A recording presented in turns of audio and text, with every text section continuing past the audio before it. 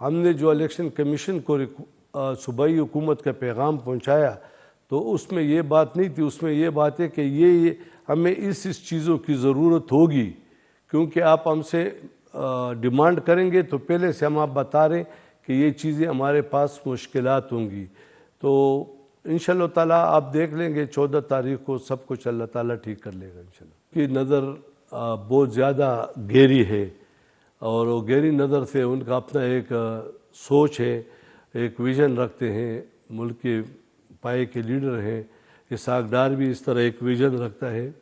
ہمیں تو آئینی ریکوائرمنٹ جو آئین مجھ سے ڈیمانڈ کر رہا ہے، سپریم کورٹ کی ڈیسیجن مجھ سے جو مطالبہ کر رہا ہے کہ یہ کام آپ نے کرنا ہے، میں نے تو کام کرنا ہے۔ میں ایک آئینی صوبے کا ایک آئینی ذمہ دار ہوں، اور میں آئین کو مد نظر رکھ کر فیصلہ کروں گا۔ میرا خیال میں الیکشن کمیشن کو سنوں گا۔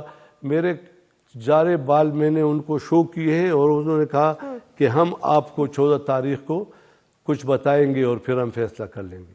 ان کو میں صرف یہ بتانا چاہتا ہوں کہ آپ پر کسی نے پستول نہیں رکھا کہ آپ نے قومی اسمبلی بھی توڑ دی اور صوبائی اسمبلی بھی توڑ دی تھی۔ آپ پر کسی نے پستول نہیں رکھا تھا کہ آپ استعفیٰ دے دیں۔ یعنی ہمارے بھائی ہے، انہوں نے پہلے استعفیٰ دیے، 3 مہینے سڑکوں پہ پھر رہے تھے کہ استعفیٰ منظور کرو منظور کرو منظور کرو۔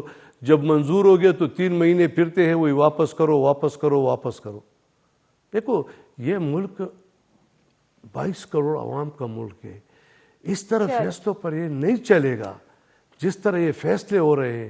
میں سب کو مؤدبانہ اپیل کرتا ہوں کہ خدا را ذرا ہر فیصلے پر سوچا کرو۔